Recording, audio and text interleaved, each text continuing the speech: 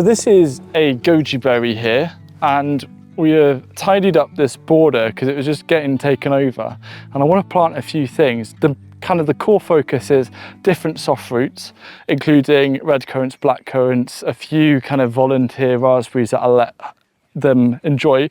But this is a goji berry, and for the last 2 years we've had goji berries, and people always ask, well, how do you do it? And the best thing to do is neglect it as much as possible.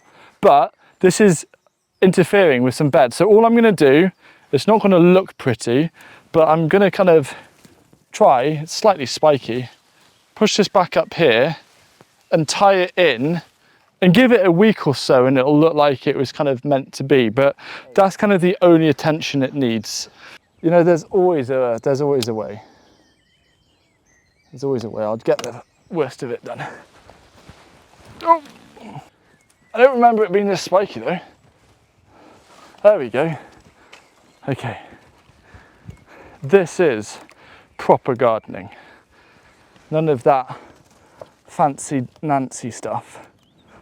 There you go. Restoring a little bit of order to some order to the border. I'm going to do a final tie of these, some of these lower branches. I'm just going to kind of weave them a bit into Sam's garden. Sorry, but you can have the goji berries on your side, Sam. Yes. That looks kind of semi-wild, and that's kind of the look we're going for. And I'm going to just prune some of the lower branches just to open up some space for what I'm going to plant underneath.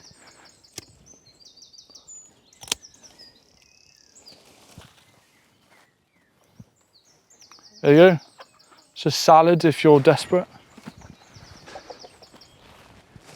So the point of this border really is for some extra soft fruit and to create a bit of a nice kind of soft boundary and scenery. So the food aspect is the soft fruit, but I also want to add a bit of colour, particularly early in the year, because some of the lupins that we have elsewhere about the site are looking glorious. So I popped to the garden centre and I treated myself to some lupins in 3 different colours. I got a pink, a purple, and it's meant to be smoother than that. That's lost its label, a white. So I'm just going to alternate those. There's 2 of each.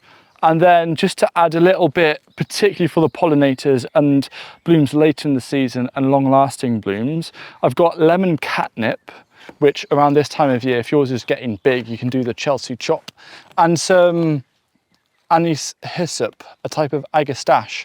So this will have purple flowers, this will have white flowers that kind of match this, the kind of the feeling or the colour scheme from earlier in the season. So what I'm going to do is I'm going to grab the plants, I'm going to space them out first, kind of arrange them, make sure I'm happy with that, and kind of take it from there. So there's not much thought going into it, apart from thinking what's around it and is there space. So then I'm going to go white, purple, pink, white, purple, pink. And then as well, part of the managing of things is that I've got a fennel here, but that might get too big. So I can just actually snap a couple of the leaves at the bottom and just kind of put that at the base, just so there's enough space there. So that's the first, and then I'll grab these and do the same.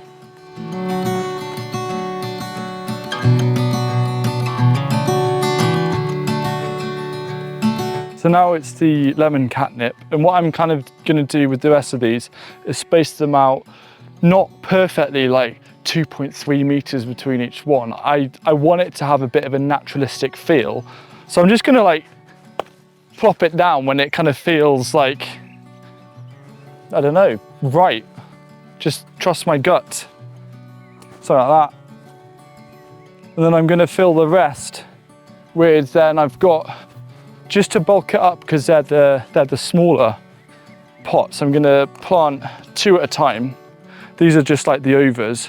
So I'll plant 2, and plant 2, and maybe cut them back just a little bit, just to add a little bit of volume later in the season. But it'll be well worth waiting for that to appear. So that's going to look really nice. It's kind of quite busy around here at the moment, so I might leave it like that, and I'm gonna definitely have one on this other side. But I think I could, if I move this onto this side, this will look gorgeous. And then there's a little space for these two to pop in.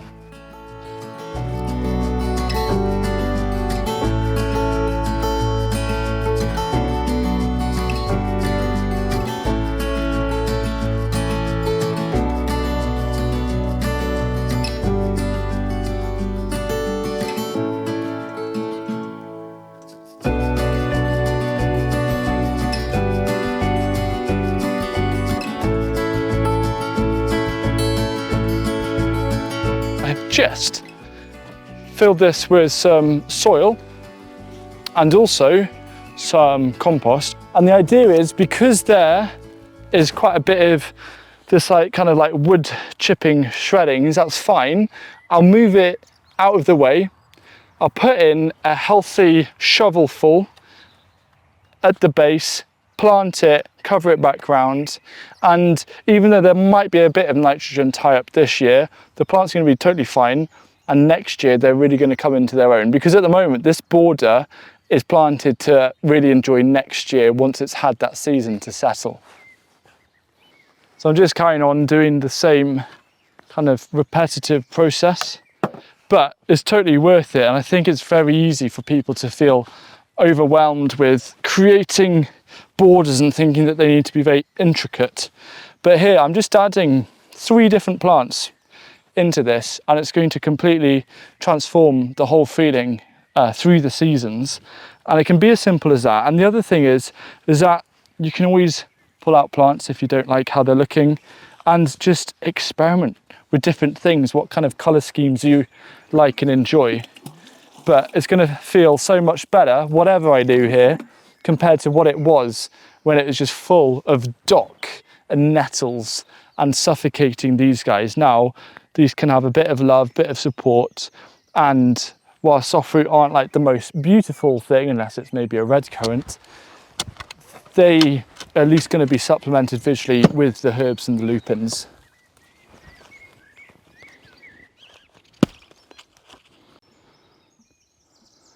Honey, you can ASMR of the rain, because my microphone's here, it's not me being silly. But this is new, this is my project over the weekend, and I kind of wanted to talk to you about what's going on here.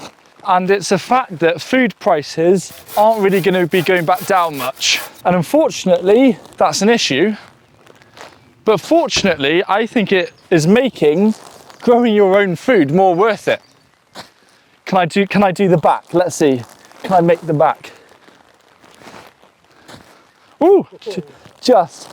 And so this is my 6-bed project, which I'm counting all of the costs. At the moment, the wooden beds cost £45, the compost £21, and the topsoil you can get for about £20 for 0.7 tonnes. So around £85 to £90 is the cost of each bed.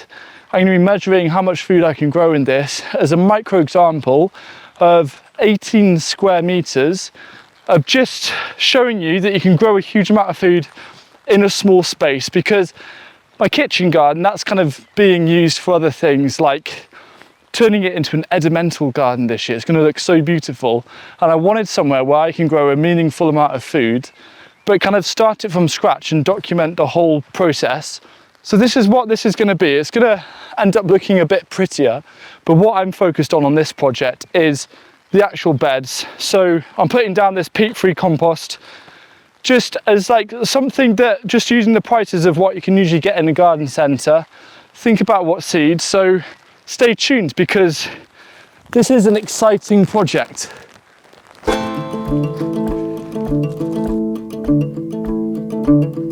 So it's a nice hot one in the polytunnel, but I've got so many seeds to sow, and so it's just got to get on and sow them, putting in some beetroot. Just a little top tip: if you've ever got loads of things to sow, write the labels before you sow them, so everything's nice and organized, because I feel like it's a real hold up, like, oh, where did I put the pen again, and then have to write the label before putting it in. It just helps to streamline, to get a nice overview of what there is, and I can think, you know what, this tray here, I can do half and half of 2 different beetroots. A lot has been sown.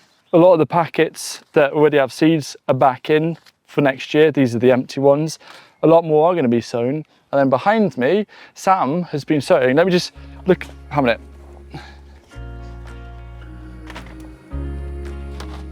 Look at that. Look at that for like a massive seed packet. Sweet corn that we're doing for a fun project. Stay tuned.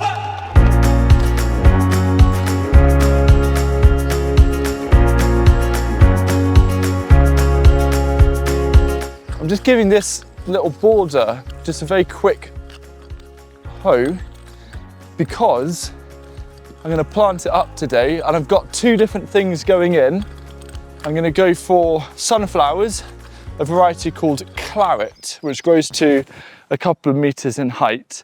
And then I'm also growing a trailing nasturtium. So the idea is that we've got this Verbena bonariensis, which is beautiful for all of the butterflies.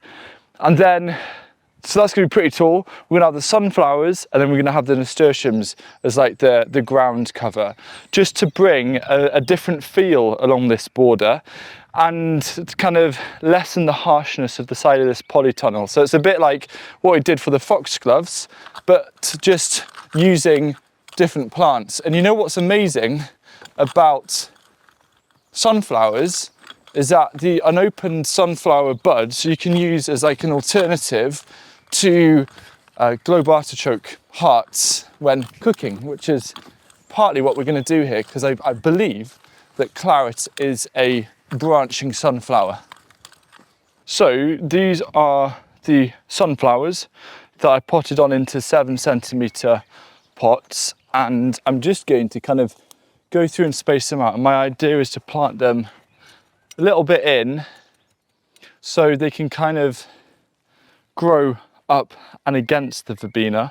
So the idea is that the verbena here, all of these kind of like stems and stuff can kind of almost trap the sunflower. Now this is an experiment. We could have one windy day in summer and the whole thing just collapses, but hey, it will at least have that naturalistic feel. I feel like you can just use that as an excuse now. Oh yeah, I'm going for the naturalistic leaning tower of sunflower vibe. Now the question is, how many sunflowers should I put in? I think I've got 24 there. So I could go a bit crazy and put something along the lines of 1 sunflower in between each Verbena bonariensis, and I think I'm going to do that. Now, why have I got so much Verbena bonariensis?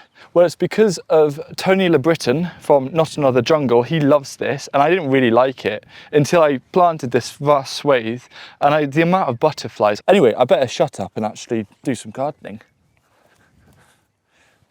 On the next bit is the nasturtiums going in, and I'm just going to put a nasturtium kind of between then every sunflower.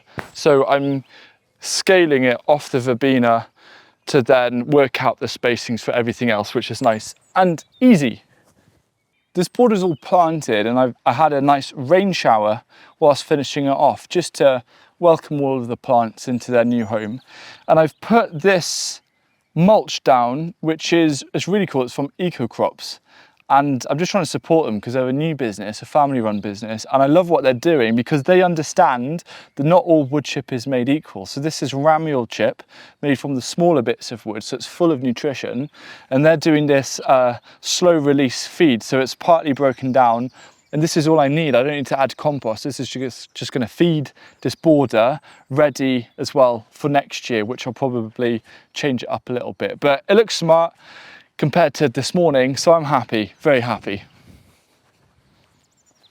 So here, you might have remembered from the last Hugh's Garden Diaries, I was actually getting this area set up and ready, and there is nice moisture in the soil. What I'm just going to do is bulk create the holes and then fill in with the compost.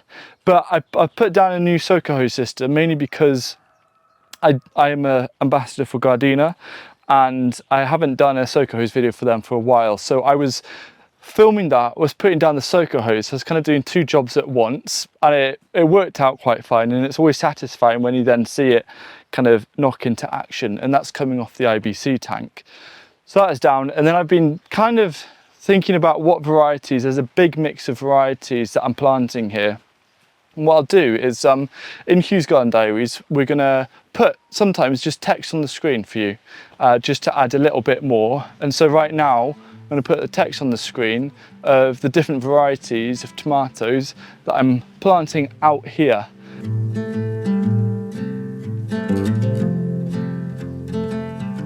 The compost there, let me just crawl forward. This is a mix of just some normal Melcourt compost, a load of my homemade compost, some activated biochar, and seaweed flakes. So that's going to be a nice kind of addition to this area.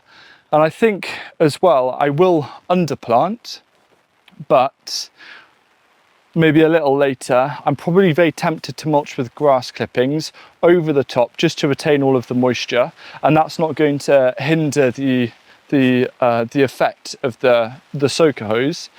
And then kind of next week, I am going to be planting all this up.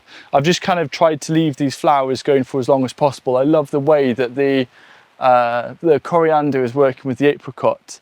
And whilst it is quite messy, we do have a load of broad beans, which is absolutely delightful. So I'm excited about all of that. Now I was getting too excited. I just had to show you how gorgeous the scarlet cress is, with the purple foliage and the little delicate tiny white flowers. This is a beautiful ground cover that's actually evergreen over winter, so it gives you these leaves that are edible, taste garlicky, and it just looks insane and it's beautiful. And this is in the little corner of my kitchen garden, and in the next Hugh's Garden Diaries I'm going to be tackling the space properly, because there's a lot about to happen here, which is most exciting. So I'll see you soon.